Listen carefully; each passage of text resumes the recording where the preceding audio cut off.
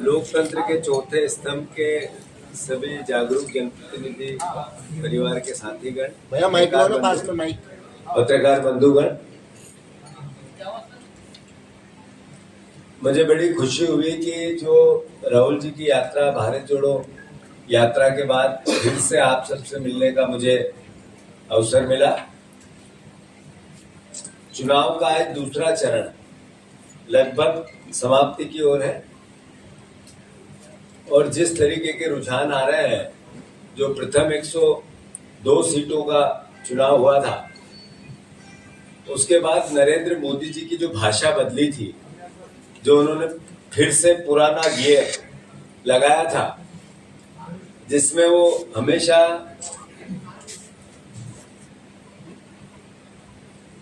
जो उनकी हमेशा की जन सर्वविदित है, वो भाषा बोलते रहते हैं, उसकी उनने फिर अभिव्यक्ति की थी।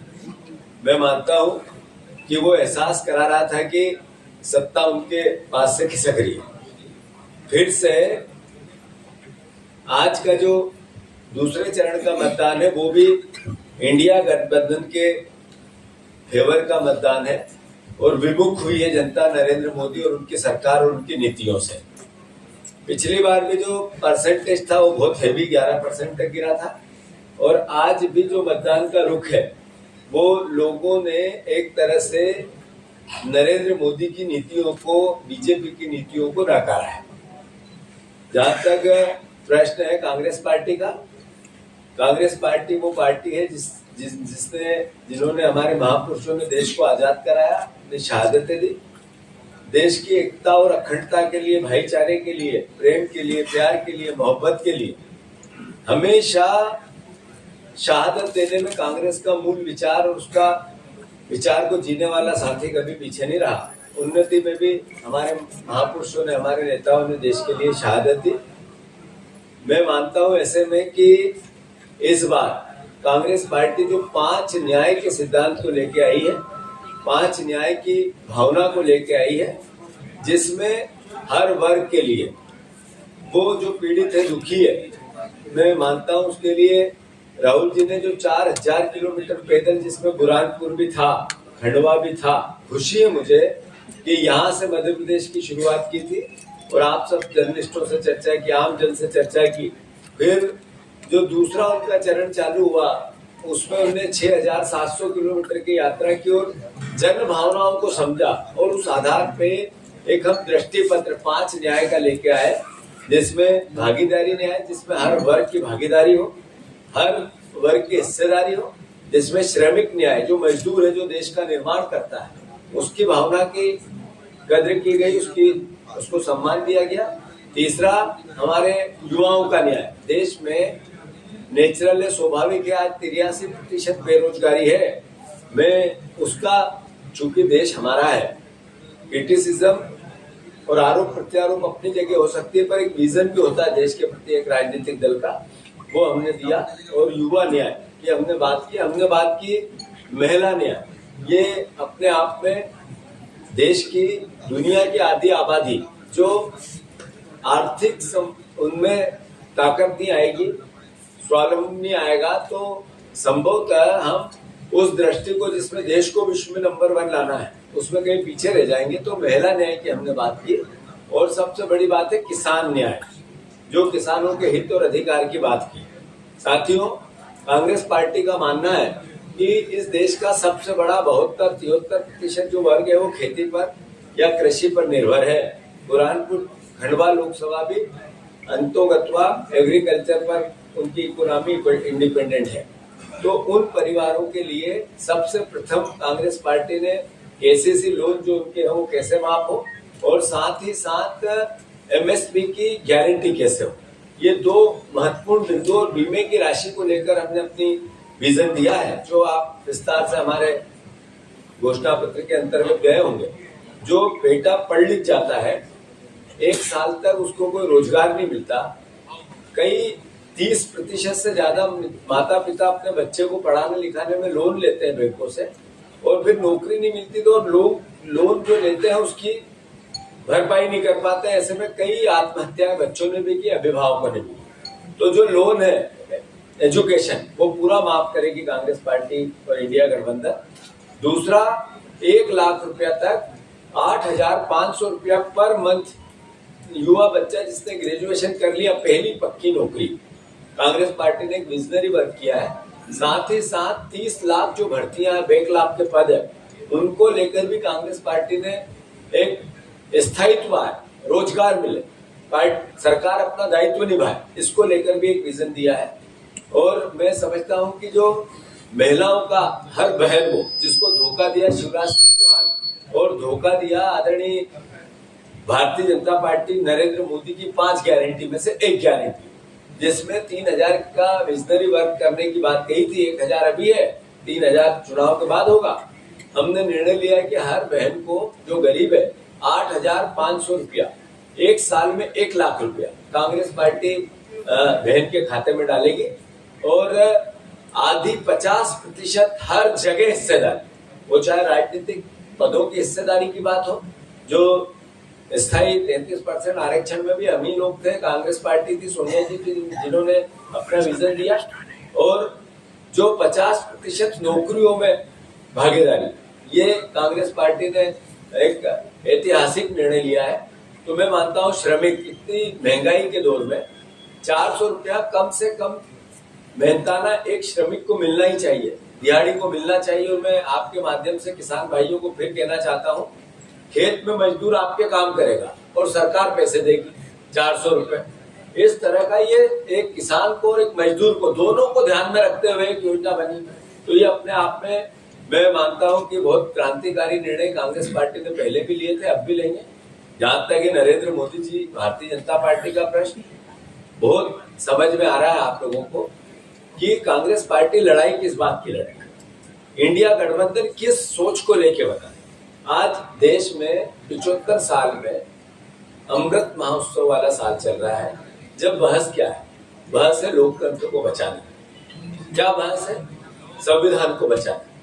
बहस क्या है? मत के अधिकार को बचाना। क्या बहस है?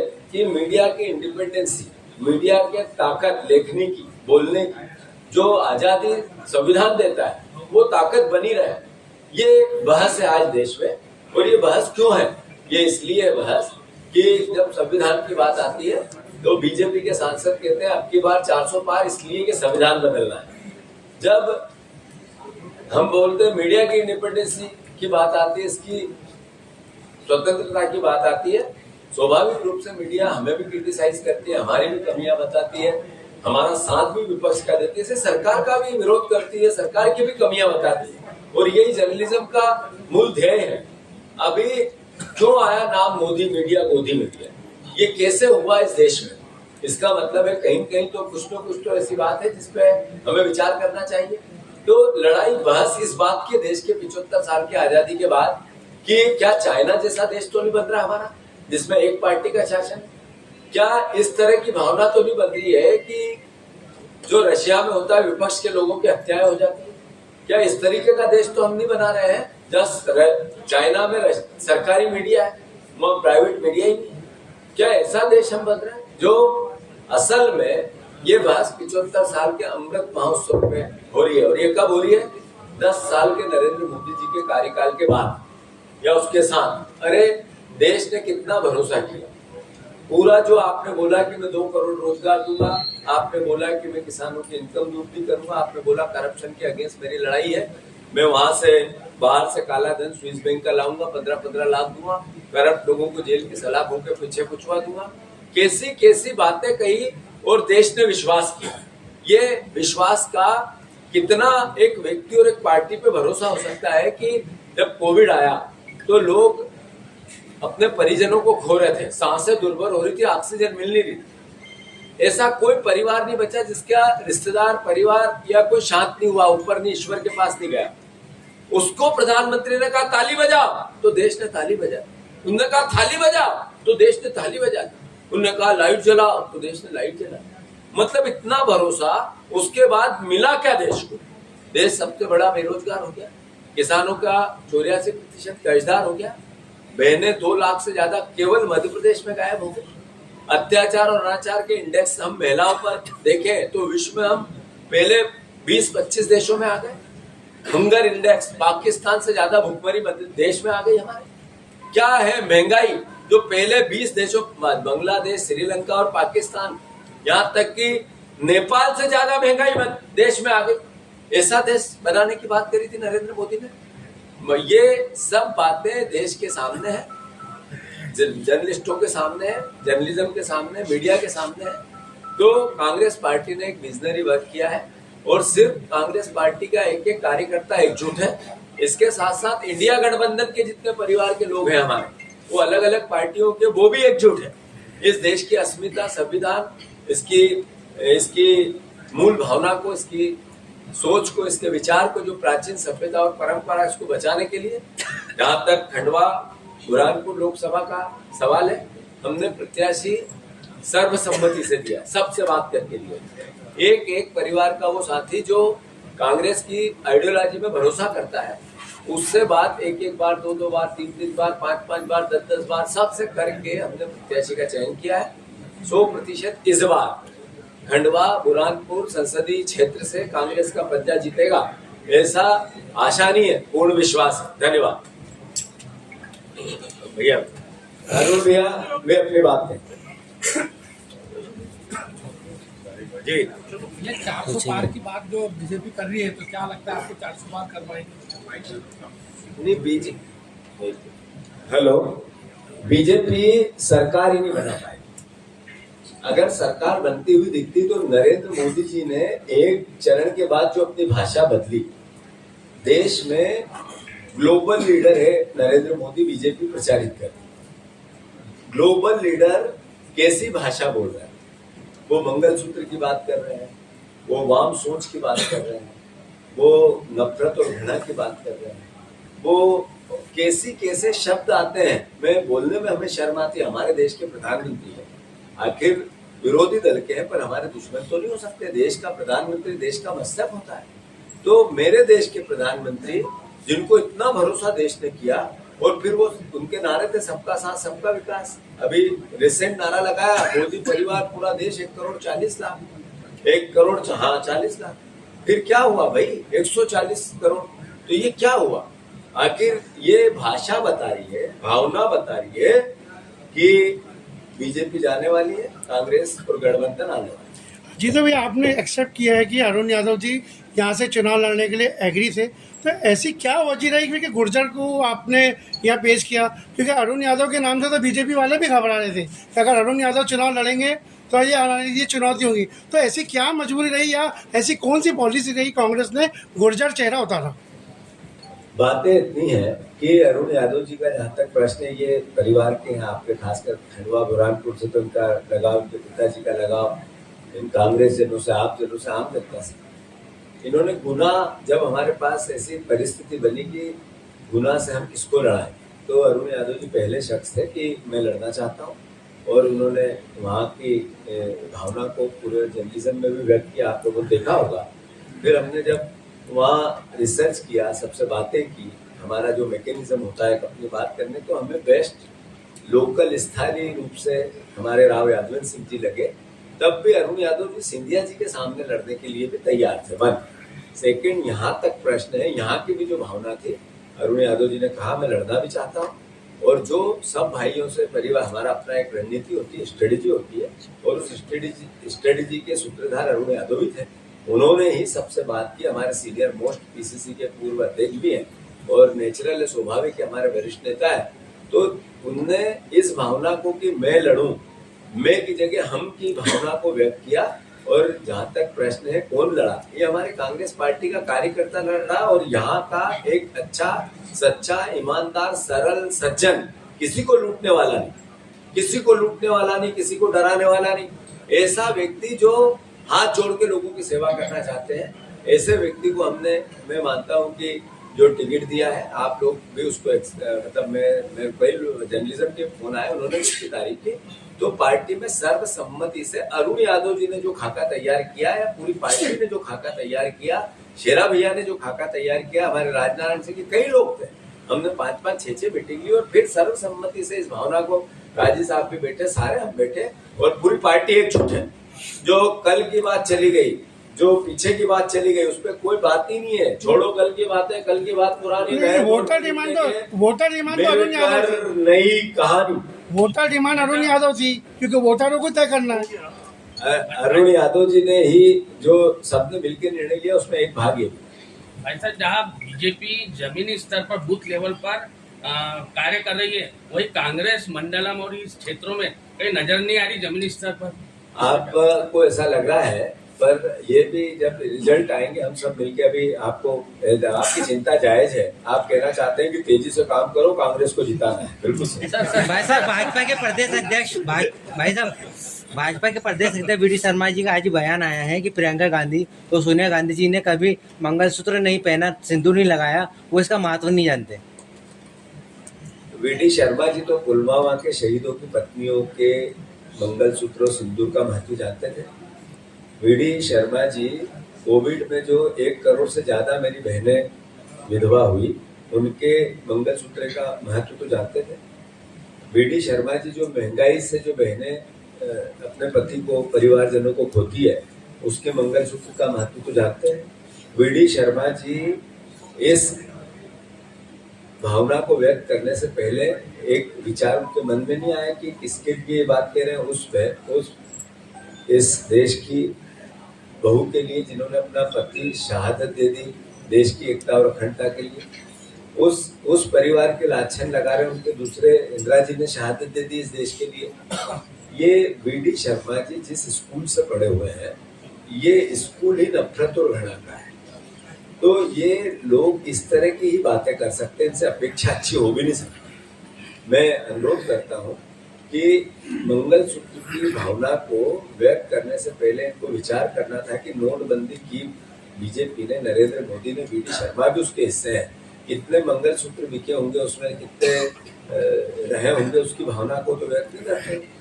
तो इस तरह की जब बात करते हैं तो इनको शर्म आनी चाहिए और मैं उसकी निंदा करता हूं। इंदौर में मुख्यमंत्री कांग्रेस के जिन बागियों की वजह से ठाकुर सुरेंद्र सिंह चुनाव हारे, उन्हीं बागियों की अब घर वापसी हुई है। तो कांग्रेस को क्या एक डर सता रहा है कि इस बार जो है वो कहीं निपट जाएंगे? मैंने आपसे अभी बात कही थी, एक हिंदी फिल्म का अच्छा गाना है, छोड़ो कल की बातें, कल की बात पुरानी, नए दौर में लिख देंगे मिलके नई। बता जीतू भैया, सुप्रीम कोर्ट का भी याचिका खारिज कर दी कि वीपीटी पेड की 100% मतलब गिनती नहीं होगी, तो क्या विपक्ष वो हमारी पार्टी ने इस पे अपना बयान दिल्ली में दे दिया। इंदौर में मुख्यमंत्री मोहन यादव जी ने कहा है कि कांग्रेस में अगर दम है तो 500 पार का नारा लगाए। मतलब वो ये कह रहे हैं कि वो रावण जैसी भाषा बोले, वो कांग्रेस भी बोले। क्या कहना चाहते हैं मुख्यमंत्री जी? मुख्यमंत्री जी ये कहना चाहते हैं कि हम मत के अधिकार का महत्व नहीं रखेंगे। वो ये कहना चाहते हैं कि जो जनता जनार्दन होती है लोकतंत्र में, उसका हमें कोई लेना देना नहीं है। वो सूरत में एक निर्विरोध सांसद चुना गया, बीजेपी ने कहा कि एक खाता खुला, बहुत जोर जोर से बोला, तो सूरत में उनका खाता खुल गया, बीजेपी को खुशी आ गई। और उस सूरत के वो मतदाता जो मत से अपना नेता चुनना चाहते थे, उनका क्या हुआ? क्या लोकतंत्र ऐसा चाहते हैं? यही तो चिंता है। यही तो चिंता है कि ये जब 400 पार की बात करते हैं, यानी ये कहते हैं कि आपकी हमें आवश्यकता नहीं है, न मीडिया की है, न जर्नलिज्म की है, न वोट की है, न जनता की भावना की। ये रावण जैसी भाषा है। रावण के पास भी सोने की लंका थी। रावण कभी न मरने वाला अमर आदमी था, भोलेनाथ का उन पर आशीर्वाद था, एक तरह से वरदान था। वो भी ऐसे ही बोलते थे जैसे ये बोल रहे हैं। उनका भी अंत हुआ है, इनका भी होगा। वैसे सूरत का ही डर है क्या भैया? सूरत का ही डर है जो आपने खंडवा में डमी कैंडिडेट का फॉर्म भरवाया?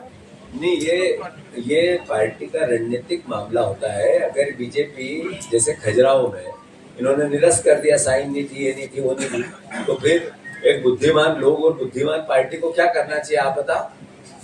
भाजपा के कुछ लोग बोल रहे हैं कि जो कांग्रेस के जो प्रत्याशी खड़े हैं वो बलि का बकरा है, तो इस पे आपकी क्या प्रतिक्रिया है? उससे बड़ा बकरा है जो भारतीय जनता पार्टी का प्रत्याशी है। जब रिजल्ट आएगा तब पता चलेगा। भैया, कांग्रेस के नेतागण पार्टी छोड़ के जा रहे थे, तो अपने जो आप लोग बड़े लोग हैं वो उनको रोकने में सफल क्यों नहीं हो पा रहे? यार, आप लोगों से मैं समझ नहीं आता। बुरहानपुर के इतनी सम्मानित हमारी जर्नलिज्म के लोग हैं, आप लोगों ने ये आ गए तो आपत्ति, चले गए तो आपत्ति, आगे चाहते क्या आप? नई भर्तियां हो रही है कि नहीं कांग्रेस में, कब जा रहे हैं लोग? तो जो जा रहे हैं वो रेता के काम करने वाले, परिवहन के काम करने वाले, शराब का काम करने वाले, शासन से प्रशासन से जुड़े हुए काम धंधे वाले, ऐसे लोग विपक्ष में लड़ सकते हैं क्या? तो मैं आपसे अनुरोध करता हूँ ऐसे लोगों को जितनी जल्दी, क्योंकि अभी लड़ाई 2-3 दिन की चुनाव तक की तो है, 5 साल की है, अभी तो युद्ध बड़ा है। अल्टीमेटली लोकतंत्र रखना है, आपकी ताकत बनाना है, कलम की ताकत भी बनी रहे, वो लड़ाई भी लड़ना है। तो ये लोग जो सरकार के किसी न किसी भाव से कलेक्टर की आंख से डर जाए, ये खड़े रहेंगे क्या? जो खड़े रहेंगे उसके विपक्ष ये आएंगे सब वापस, जिनकी आंख में उस तरह की बहादुरी है, दिमाग और शरीर जिसका क्लियर है कि हम लोकतंत्र के चौथे स्तंभ की ताकत को बनाना चाहते हैं, वो इधर है। और जो आप लोगों से वो